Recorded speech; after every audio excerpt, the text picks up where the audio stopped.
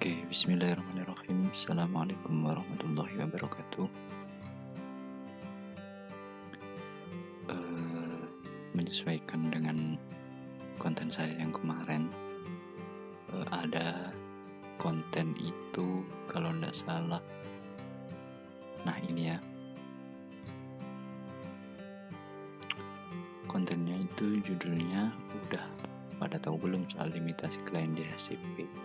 Nah ini karena rencana mau saya bikinkan video tutorialnya, namun belum sempat. Nah, pada kesempatan kali ini saya akan memberikan tutorialnya untuk penyetingan di mikrotiknya. Jangan lupa support terus, dukung terus channel ini agar lebih berkembang untuk kedepannya. Jangan lupa like dan juga subscribe. Nyalakan juga tombol lonceng agar teman-teman tahu ketika saya mengupload video-video terbaru mengenai setting wifi.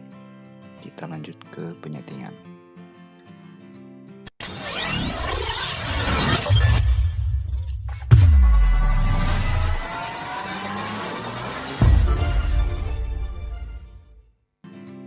Cek. Nah, langkah yang pertama kita harus masukin ke Winbox seperti biasa. Nah, untuk selanjutnya kita masuk di IP address. Ini pastikan teman-teman sudah mempunyai interface yang disetting di DHCP server ya. Jadi di sini saya akan mempraktekkan di interface hotspot saya tanpa perlu saya membuat interface baru dengan alamat IP baru. Saya menggunakan dengan yang sudah ada saja. Nah, di sini tertera IP-nya itu di bridge 1 ya. IP-nya seperti ini. Nah, kita cek di IP kemudian DHCP server. Nah, ini sudah ada ya. Kemudian kita masuk di list. Nah, di sini ketika yang dari one client itu kita setting DHCP, nah kita akan bingung nih. Pertama, ketika klien sudah mendapatkan IP secara dynamic dari DHCP server kita, kemudian one di router klien itu kita setting DHCP atau dynamic, itu ibaratnya kalau di mikrotik one-nya itu menjadi DHCP client. Nah, sedangkan kita memberikan IP itu secara acak dari DHCP server ini. Nah, kemudian jika teman-teman menerapkan sistem DHCP, maka di sini router klien akan mendapatkan alamat secara acak. Nah, kalau alamatnya acak, setiap statusnya ini expires after ini dia udah habis waktunya, maka biasanya dia akan berganti IP karena dia dynamic. Kemudian lalu untuk melimitnya itu bagaimana? Sedangkan di queue kita kan melimit menggunakan IP ya, targetnya ini kan IP. Jika IP-nya berubah, maka kita tidak bisa melimitnya dengan pasti begitu. Nah, caranya seperti ini teman-teman. Ini adalah DHCP server list DHCP untuk HP saya. Jadi ketika di sini statusnya ini D, nah ini kan D. Nah, bagaimana sih caranya kita mau melimit agar limit tersebut pasti dan juga IP yang menuju ke klien itu pasti juga tidak berubah-ubah. Nah, kita pastikan dulu ini adalah MAC address dan juga perangkat router klien. Kemudian kita klik kanan, kemudian kita make static ya.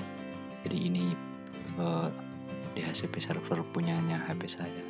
Ini belum connect, jadi statusnya waiting. Kemudian kita klik kanan, kita make static. Nah, jika sudah addressnya ini, kita masukkan address yang kita inginkan. Jadi sistemnya dia tetap DHCP, cuman kita itu bisa menentukan IP yang akan diterapkan di router tersebut. Mau router tersebut reboot berapa kali pun, ketika dia aktif kembali, dia akan meminta IP ke DHCP server kita. Nah, DHCP server kita tidak akan memberikan IP secara acak, namun IP yang kita isikan di sini ini tidak akan berubah-ubah kalau kita sudah make static ya. Jadi langkah pertama teman-teman klik kanan, kemudian make static. Kalau sudah, teman-teman tinggal klik 2 kali untuk mengkonfigurasinya. Nah, addressnya ini kita patenkan ya, ini hanya contoh saja yang saya terapkan di HP saya. Nah, untuk melimitnya, rate limitnya ini kita misalkan kasih 5 Mbps.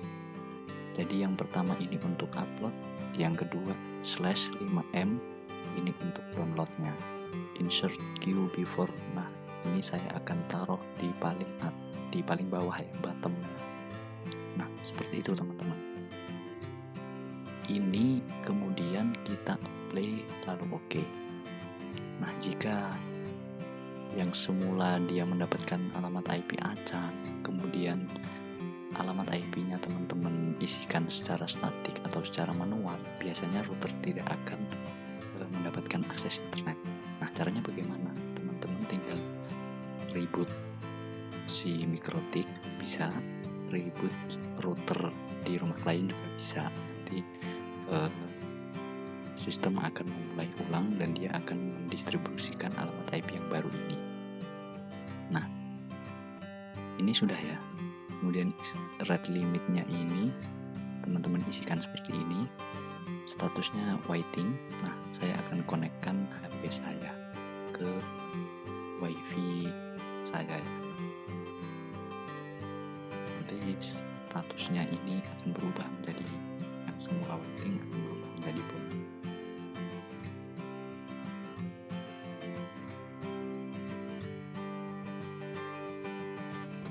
Nah, ini sudah bound ya.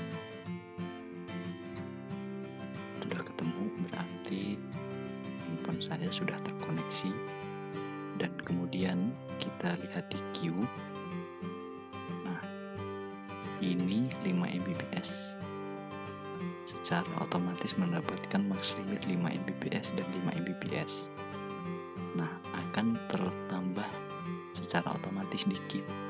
Seperti itu. Saya akan coba speed test ya.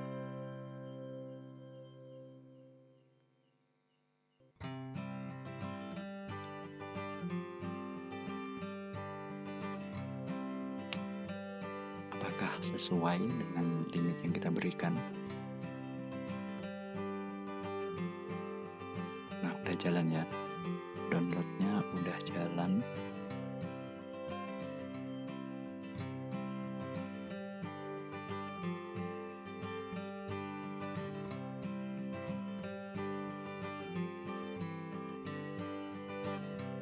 Nah, uploadnya juga udah jalan.